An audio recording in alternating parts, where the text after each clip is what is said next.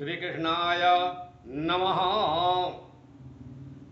ये इस समय 5वां अध्याय प्रारंभ हो रहा है श्रीमद् भगवद गीता का।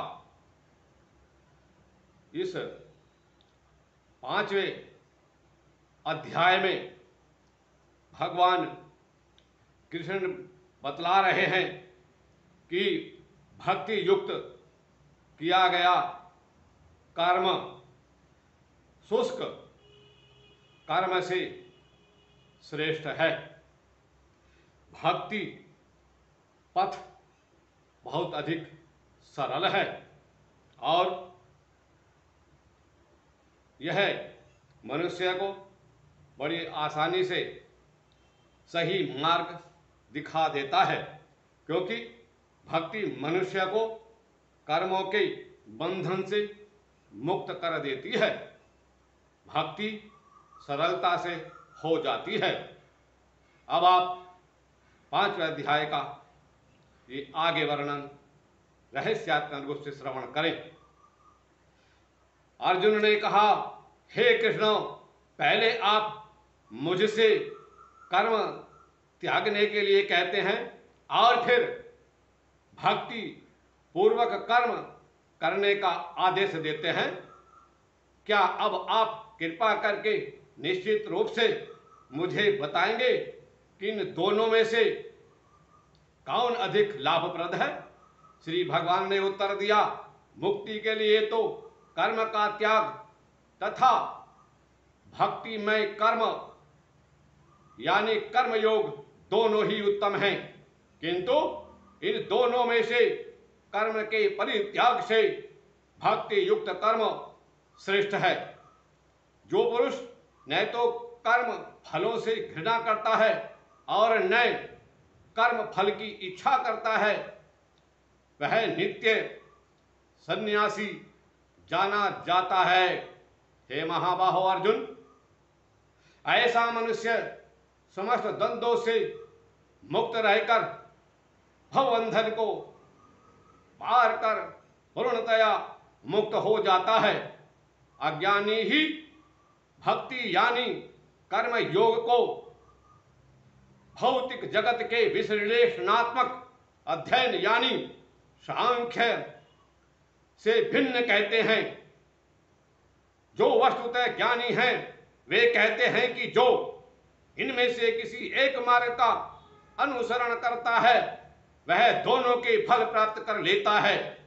जो यह जानता है कि विश्लेषणात्मक अध्ययन यानी सांख्य द्वारा प्राप्त स्थान भक्ति द्वारा भी प्राप्त किया जा सकता है,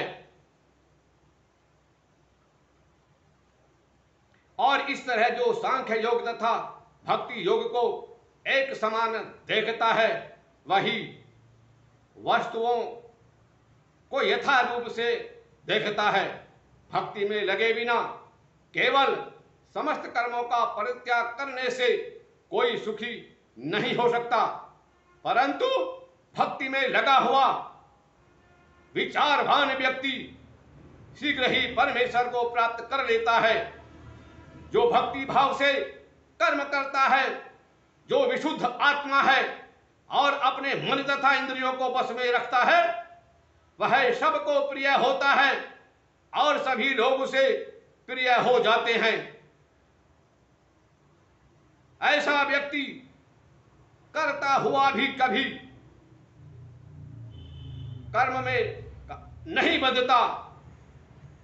दिव्य भावनामृत युक्त पुरुष देखते, सुनते, स्पर्श करते, सूंघते, खाते, चलते फिरते, सोते हुए तथा श्वास लेते हुए भी अपने अंतर से सदैव यही जानता रहता है कि वास्तव में वह कुछ भी नहीं करता।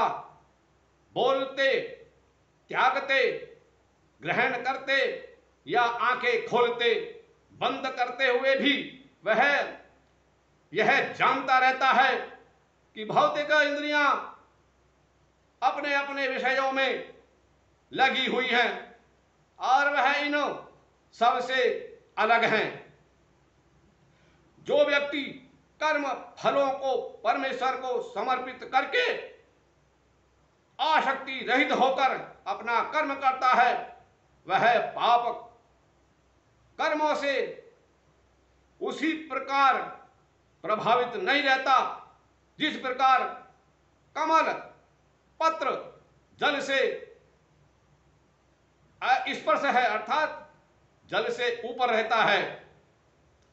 योगी जन आसक्ति रहित होकर शरीर मन बुद्धि तथा इंद्रियों के द्वारा भी केवल शुद्धि के लिए कर्म करता है।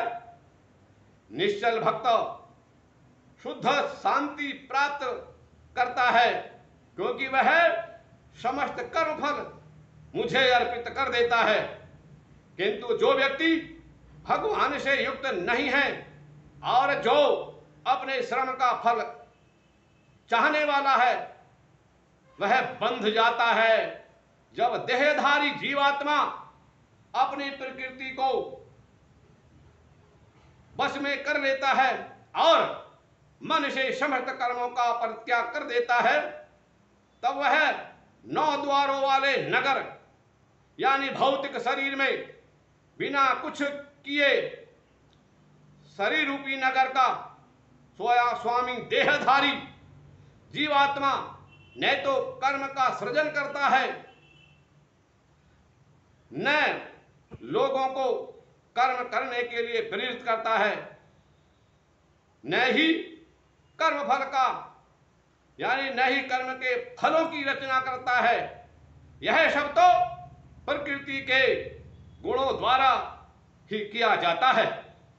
इस पर भगवान श्री कृष्ण ने भक्ति युक्त कर्म को सरल और श्रेष्ठ बताया है, क्योंकि सांख्य शास्त्र वाला ज्ञान वह शुष्क कहा गया है, भगवान श्री कृष्ण ने ही कहा है। तो बोलिए श्री कृष्ण महाराज की जय। सभी को नमो नारायण। 5वें अध्याय का अगला भाग आप श्रवण करेंगे।